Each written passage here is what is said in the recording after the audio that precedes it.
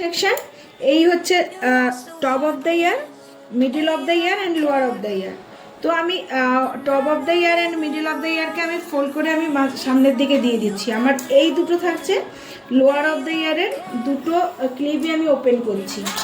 Open করে আমি ছোট ছোট করে বক্স বানাবো। এবার কারোর যদি এই জায়গাটা এইটা যদি অনেকটা চওড়া হয়, রিয়েল ক্লায়েন্টের কথা বলছি, তখন তুমি ধরো এই মাঝখানেও এই দিকে একটা বক্স বের করলে, আবার এই সাইডে একটা করলে, এই সাইডে একটা করলে, মানে স্ট্রেট কাটে তুমি যত ছোট ছোট বক্স বের করবে তত তোমার কাটিং প্রমিনেন্ট হবে। এবার এত টাকা তো এখন তোমাকে ক্লায়েন্ট দেবে না, অত সময় দেওয়ার দরকার নেই। তাহলে আমি কি করব, আমি 3টে বক্স বের করব, মিনিমাম 3টে করলে আমার বক্সটা ভালো হবে, মানে কাটিংটা আমার ভালো বেরোবে। ধরো এবার আমি বক্স কি করে বের করব, আমার এই মাঝখানের যে এই যে সেকশনটা আছে, আমি এখান থেকে এই সেকশনের এপাশ থেকে 50% নেবো, সেকশনের এপাশ থেকে 50% নেবো।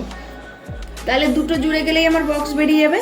ধরো আমি এখান থেকে একটু বক্স নিলাম, এখান থেকে একটু আমি হেয়ার নিচ্ছি, আর এইখান থেকে আমি হেয়ার নিচ্ছি। দেখো আমার 3টে বক্স বেরোলো, এই দিকে দুটো আর এই মাঝখানের একটা। তো আমি এই দুটোকে একটু ফোল্ড করছি ওপরে, কারণ এই দুটোর আমার এখন কাজ নেই, আমি ফোল্ড করলাম।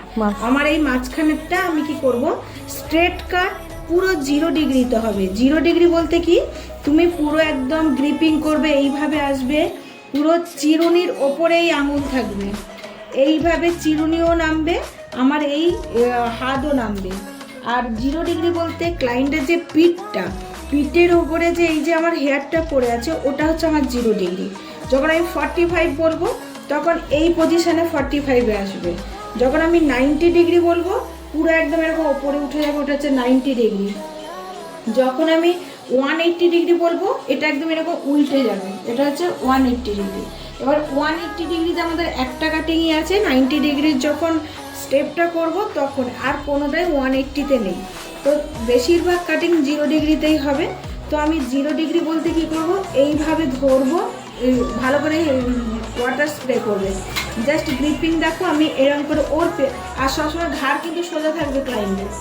ও 14 বার কিন্তু ঘাড় নামাবে, তুমি তাকে বলবে ঘাড়টা সোজা করার জন্য। তো এই আমি দেখো এইভাবে গ্রিপিং করে এইখানে আনছি।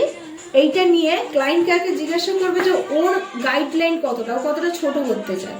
তো ও ধরো